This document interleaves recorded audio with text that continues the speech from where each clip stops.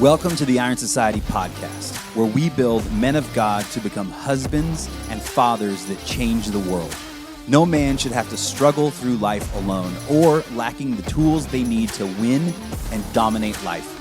Every week, we will bring you an inspiring and actionable conversation that will forge you into the man and leader God has called you to be. Welcome to the Iron Society.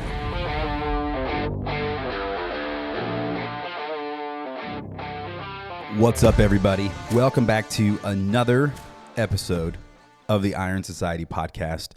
Today, I am actually not joined by my normal co-host, Mr. Nick Milligan. Nope, I'm sitting down in my office all by myself right now, and I just kind of got a wild hair up my nose and was thinking about something that I thought would make a really, really valuable podcast episode. And so I was like, you know what? Let's just press record and send it. And so I'm down here. I took just a couple bullet point notes on my phone, and I have my coffee right next to me. And so we're just going to kick this off. And I don't even know really what to call this episode, but I know there are there are 8 different principles that I'm about to talk about right now. And here's what these principles are at kind of a 30,000 foot view. We relaunched the Iron Society early March of this year. And before that relaunch of the Iron Society, I've had 5 or 6 different versions of the Iron Society over the past, 5-6 years. Some of them were more fitness focused. Some of them were more marriage focused. Some of them were more spiritual growth focused. And so once we kind of understood the framework that we really wanted to work within and relaunch the Iron Society, we have seen some absolutely incredible things happen. But at the same time, one of the things that I have seen is a recurrence of certain themes in conversations with men. And this is both men that I've gotten on the phone with because they said they wanted to join the Iron Society, and then they didn't join. And then some members that joined early on and then left. Some members that joined early on, left, and recently came back.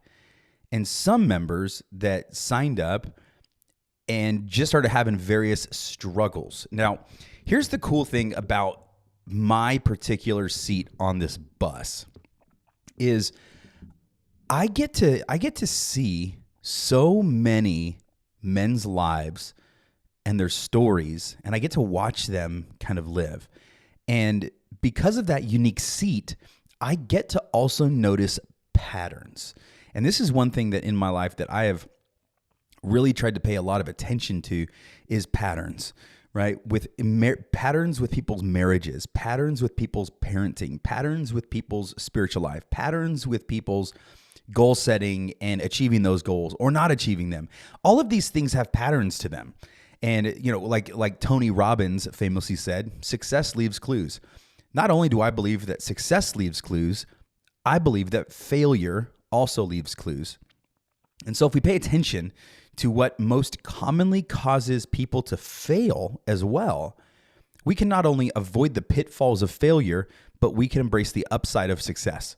And that's what today is. It's 8 common pitfalls that I see men embrace in their life that lead them to failure. And these are men, again, that have either wanted to join the Iron Society and didn't, joined early on, left, and then came back, or joined early on and left, or men that are currently in the Iron Society and just battling through things still. So this is not going to be the longest episode of all. I think we're like 4 minutes right now. So buckle up, because I'm going to bring these 8 different principles that I have seen that have contributed to men's failing in life, in their goal setting, in their transformation, in becoming and achieving what they want as a man of God. These are in no particular order. I literally wrote these down in the order they came to my head. Okay, so let's start with number 1. Men that fail fight for their excuses. They fight for their excuses. Listen, everybody's got excuses, right? I mean, you've probably heard it said that everybody has excuses. They're like buttholes, and they all stink.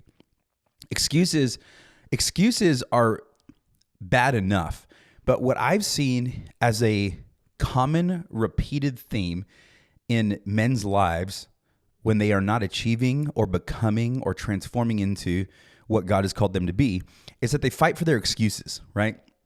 It's the, I'm really busy at work, or work's really hard right now, or we just had a baby, and so it's really hard to be in a schedule, or, this is going on, and blah, blah, blah, blah, blah. Like, everybody's got excuses, and most of the time, they're actually really good. Like, no, I don't hear very many excuses where I hear it, and I'm like, okay, that's stupid, dude. Like, really? Come on. Like, they're good excuses. However, excuses, you can use them or you can reject them. And then once you start to use them over and over again, eventually what happens is you start to fight for your excuse. It becomes like a little excuse blankie that you become so comfortable with, and you almost befriend it in a way, because it's the excuse that constantly gets you out of having to grow and become the man of God that you're supposed to be, or become the husband you're supposed to be, or become the dad you're supposed to be, or to get those 100 pounds off, right? Like, there was a guy just the other day, signed up for a trial, super pumped. He's like, dude, I have been looking for exactly what the Iron Society is for years. I am so pumped that I finally found this. And starts his identity code, starts doing, the check-ins and checkouts that we do. I mean, just the first 24, 48 hours, dude, he was all in and pumped. Then the weekend came. Then I didn't hear from him. And I text him, and I'm like, dude, what's up? Where you at? And just this laundry list of stuff, dude. Like, oh, so busy with the business. And I got 7 kids. He's got 7 kids, one more than me. And I'm just super busy with the kids. And we got karate and jujitsu and dance and blah, blah, blah, all these things, nonstop, right? And he's fighting for his excuses. He's allowed all of these things to become the thing that is going to stop him from his growth and his transformation. Because even in his onboarding call, the dude, he had self-admitted, right? He needs to lose 100 pounds. His marriage isn't where he wants it to be. He's not the kind of dad he wants to be. He's just not spiritually, doesn't have his fire anymore. And so he was super pumped to find the Iron Society. And then all of a sudden, after a couple days, he just went back to his excuse blankie, right? Of saying, hey, these are the things that are going to stop me from doing this. And so that's one of the things that I have seen over and over and over again. This is with people that aren't members and people that are members. Fighting for your excuses. I'm telling you, if you're going to fight for your excuses, you get to keep them, and they will be the thing that always stops you. So that's first. Fighting for excuses. That's one of the main themes that I've seen in men that do not end up transforming their life and become the man of God that they're called to be. The second one, number 2, I call it toe dipping syndrome. One of the things that we say in onboarding with the Iron Society is we're not here to support your current lifestyle. We're here to kill it, because your current lifestyle is what got you to exactly where you're at today. And we also say that we are not here, and we're not giving you our frameworks and our blueprints and our habits and our rhythms and our routines and all these things that we have developed and crafted over years. We're not giving these to you so that you can take a couple small pieces and add them as accessories to your already failing lifestyle. Because what that does is when you go in with either one of those mindsets, you develop what I call toe dip syndrome. Instead of jumping in the deep end and forsaking what you knew, right, on safe, dry land, and jumping in the deep end and figuring out how to swim with these new habits, these new routines and frameworks and what we teach, you dip your toe. And what happens is when you dip your toe, you get a toe dip type of change. You get a toe dip level of change. And normally that amount of change is very uninspiring. And it's not because what you're dipping your toe in isn't powerful. It's just because you've dipped your toe. And so you're seeing an equivalent type of transformation from how much you've dove in. So That's the second thing that I would challenge you with. And I would ask yourself as you're ending 2023 and getting ready to head into 2024, if you have not seen the transformation of the growth that you want to see in your life and spiritually, emotionally, in your marriage, as a dad, all these places, ask yourself if you have toe dip syndrome. Like when you are about to change, do you just dip your toe in the change or do you jump in the deep end? Because I'll tell you, the dudes that come in the Iron Society and are like, screw it, I'm not dipping my toe, I'm just jumping in the deep end. And luckily, I have other dudes that are already swimming in the deep end. And if I start to drown, they're going to help me. That's why we have the brotherhood. And they just see that as safety. And they go in and they just jump in. I'm telling you, man, their life, their marriage, everything about their life transforms in a matter of days and weeks. So ask yourself, are you a toe dipper, right? Do you have toe dip syndrome? The third one, men that fail to see their transformation and the growth that they want to see in their life as a man of God, they play not to lose instead of playing to win. Now, this one is super, super common, right? Like there is a big difference between playing not to lose and playing to win. One is a scarcity place to come from, and the other one is I'm going to go all in and I'm going to try to win. I'm just not going to try not to lose. I'm going to actually try to win. One perspective, the perspective of trying not to lose or playing not to lose, that is I'm going to basically protect everything I have right now, my excuses, my shortcomings, everything. I'm just going to try to protect it and try not to go any farther backwards. I'm not going to draw my sword and fight to win and fight to advance. I'm just going to try and make sure that I don't lose any more ground. The other perspective to come from, playing to win, that's when you say, I'm pulling out all the stops. I'm pulling out all the plays that I know could possibly work. And I'm going to deploy and execute all of them because I'm not just trying not to lose. I'm playing to win here. And guys that do not see or apprehend the transformation in their life that I've watched, most of them are playing not to lose. They're not playing to win. So ask yourself the question, have you been playing not to lose this year? Have you been playing not to lose for years instead of playing to win? Because if you are, I'm telling you, you will not win. You'll just not lose. And that is a really terrible way to live because most of the time, not losing feels like losing instead of winning.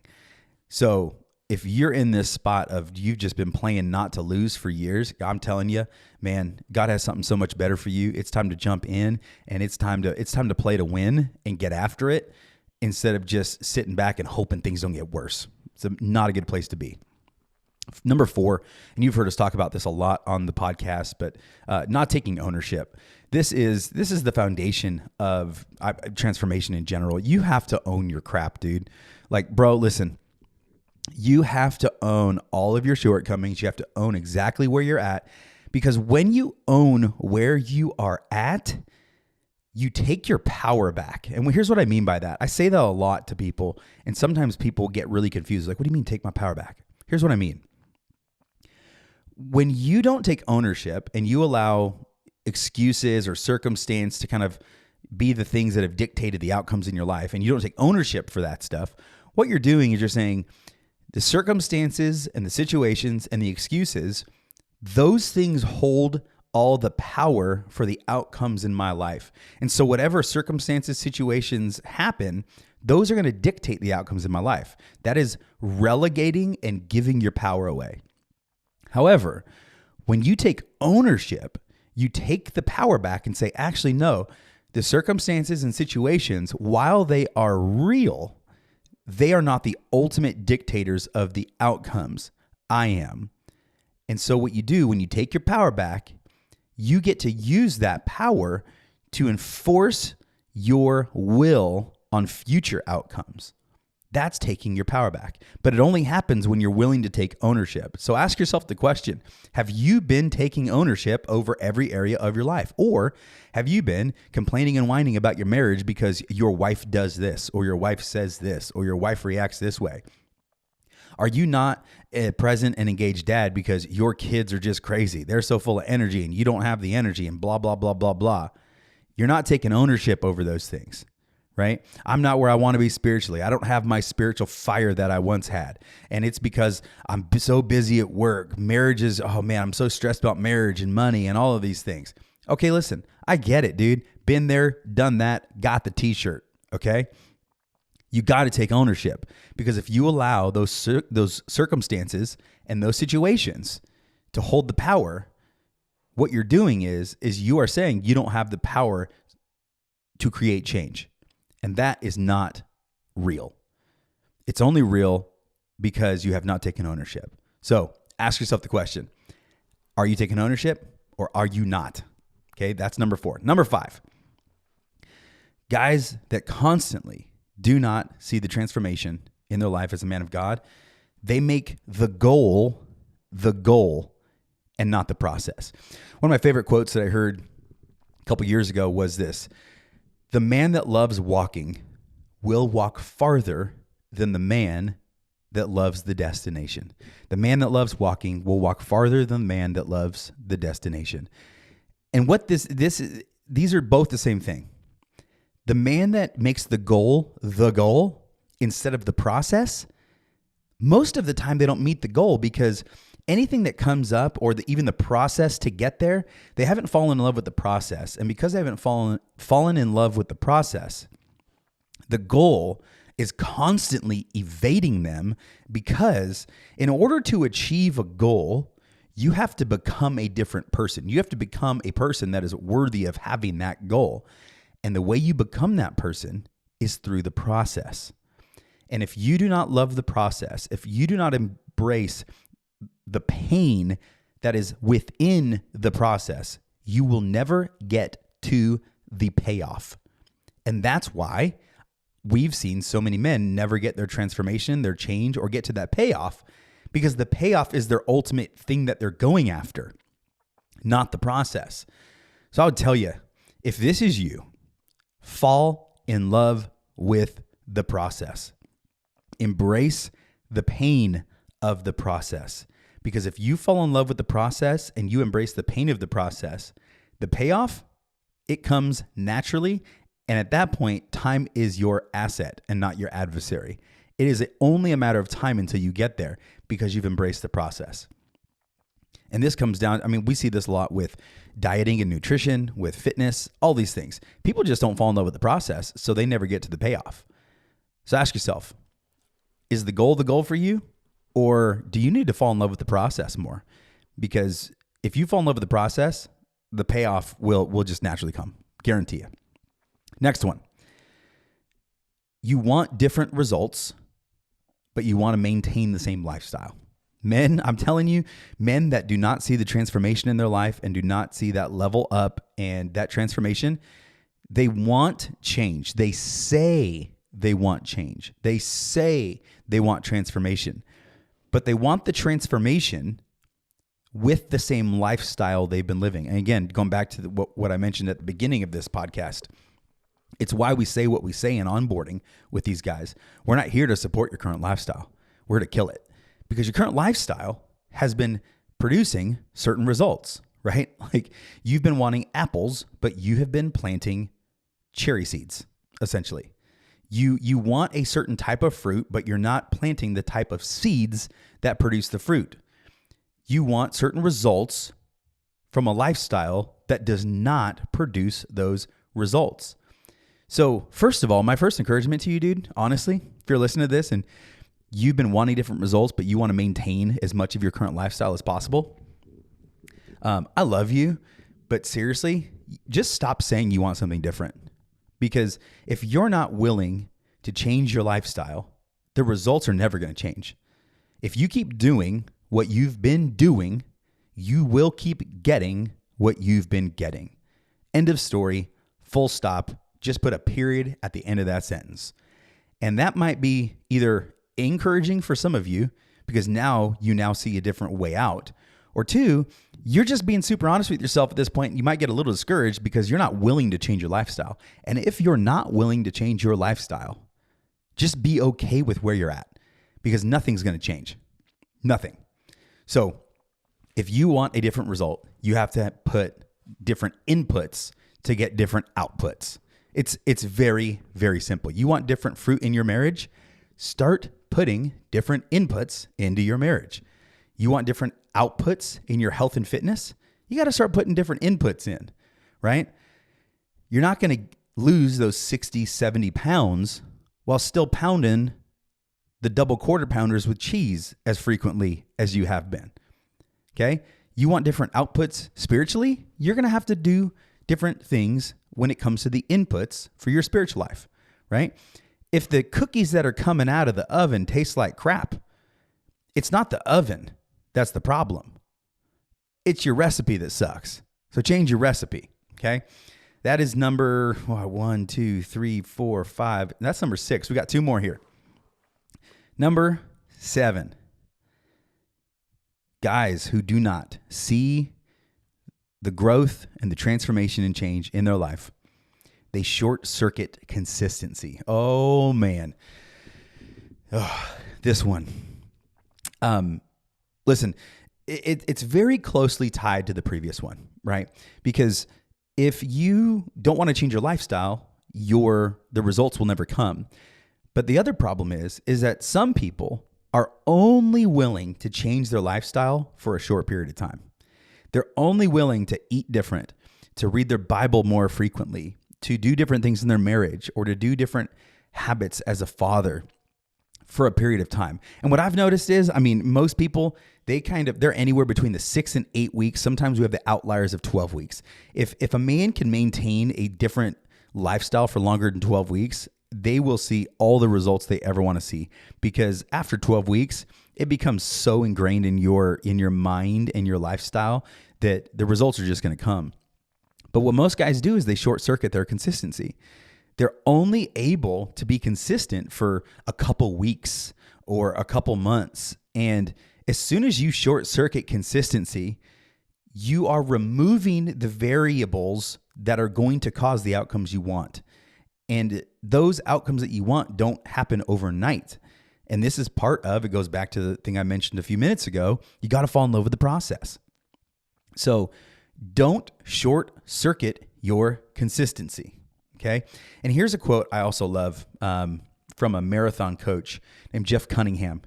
I'm telling you, this quote is fire. And if you can open a note in your phone, or you have a journal in front of you, write this thing down, okay? Being consistently good over occasionally great. Be consistently good over occasionally great. If you can be consistently good with your consistency and your good habits and your good rhythms and your new routines, you will get farther than the person that is occasionally great. Anybody can be a flash in the pan and get super excited and passionate about anything for a short period of time. But it takes somebody with a lot of consistency and a lot of discipline to continue to be consistently good. And I'm telling you, some people think you have to be consistently great to achieve the transformation you want or to see the growth that you want to see as a man of God. You do not need to be consistently great. You need to be consistently good, because the man that is consistently good over the man that is occasionally great will always win. So do not short circuit your consistency. All right. And the last one. And this one, okay, let me preface this with this. I'm going to preface this with telling everybody, I'll just be super upfront. We've mentioned it before. To be a part of the Iron Society Brotherhood, it is $77 a month. Okay? $77 a month. Now, some people hear that and they're like, oh my God, money's so tight. There's no way I could ever afford it. Okay, I guarantee you could afford it. Okay? You're just probably not stewarding your money all that well. Some people look at that, they don't even bat an eye, right? I had one guy tell me yesterday, after being in the Iron Society for just a few days, he's like, dude, I don't care if this is $77 or $497. I'm paying it because it's so valuable. But here's the deal. When it comes to the guys that want to be in the Iron Society and don't end up being members, or they're members for a very short time and then stop being members because they're like, I just can't afford it. I want to talk to you real quick about a poor versus a broke mindset. And I also want to preface this with, because we're talking about money, and money is always a hot button issue. Okay. If money is a big struggle for you right now, just take a deep breath and hear what I'm going to say and try to judge it as softly as you can. Because the moment if money gets brought up, you start getting defensive and you start putting all these walls up and you don't understand my situation, dude. You don't know what I'm going through. Listen, I might not know exactly what you're going through, but I guarantee you that I've gone through it before. Okay. I've been the dude with my family at the grocery checkout line that had to put crap back because we did not have enough money in our account to pay for it and our card got declined. Okay. I've felt that pain. I have felt the pain of looking in our refrigerator and in our pantry and then our bank account and thinking, what are we going to be eating for dinner in 2 days? Because we ain't got no money and we ain't got no food. Okay. I've been there. So I'm not saying this from a place of I've never experienced it. I've experienced it a lot. But this poor versus broke mindset, okay? They are two completely different mindsets. First of all, poor versus broke has nothing to do with your bank account and everything to do with your mindset, okay? Being broke, that means you don't have any money in the bank account. All right. And you got to figure out a way to make some friggin' money. You got to figure out to get a way to better yourself financially. And that's being broke. Being poor is a mindset. That is I don't have any money and things are so hard and inflation this and Joe Biden this and the government and blah, blah, blah. It's just this victim mindset and you just, money's tight and the government's terrible and inflation's so bad and, I'm down here just trying to battle it out and poor old me. That is a poor mindset. Most people have poor mindsets as opposed to just being broke in their bank account. And that is one thing I'm telling you because it is rooted in a victim mindset. If you are broke, that's fixable. And if you're poor, that's fixable. But I'm telling you, you need to ask yourself the honest question about investing in yourself when it comes to the Iron Society or anything. Are you operating out of a broke bank account or a poor mindset? Because one of those areas you can get out of much more quickly than the other. When we were broke in our bank account, I could always figure out a way because I wasn't poor-minded to find some money, to make some money, to get a side hustle going and make things happen. But if you are broke in your bank account and you have a poor mindset, you're just always going to think of yourself as a victim and poor old me and oh my gosh, I can't make it. I wish, I hope I hit the lottery one day because if it's not for that, I'm just never figuring a way out of this. That's a poor mindset. So, and guys, I'm telling you, there are guys that I get on calls with all the time and their marriage is falling apart and they just don't see a way out. And I can have two dudes that are in the exact same spot in life and parenting spiritually. One of them, they're both broke. Okay. Both of them, it's a stretch to pay the $77. But one of them is just broke and the other one is poor. And it goes back to the first thing I mentioned, fighting for your excuses. One of the guys fights for his excuses. The other guy figures it out because he knows that if he invests in himself and he doesn't fight for his excuses, he's going to be able to see his transformation. And this poor versus broke mindset, this bleeds into so many areas of our lives.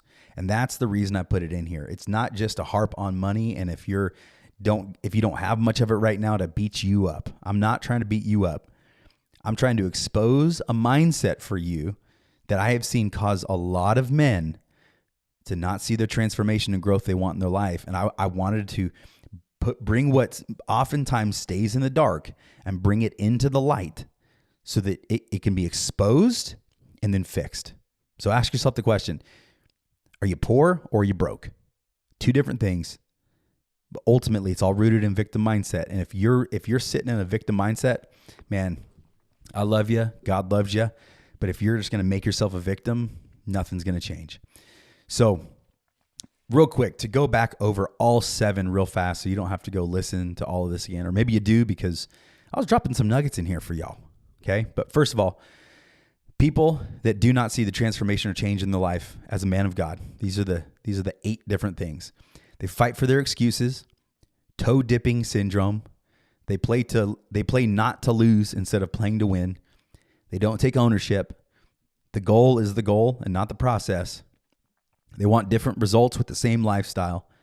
They short circuit their consistency and a poor versus a broke mindset. So ask yourself the question, which one of these, or which ones of these, because it's very rare it's only one. So ask yourself, which one or which ones of these do you need to take to the Lord and do some business with? Which one of these do you need to drag out of the darkness of the closet and expose it into the light and take ownership over it so that you can actually see the transformation and growth in your life that you want to see? I'm telling you, if you do this, and it's not a fun process, it is not a fun process because it's looking at all the things and calling them what they are that have been holding you back from becoming the man that God has called you to be, from the husband God wants you to be, from the daddy that he wants you to be, and ultimately to win and dominate in life as a man of God.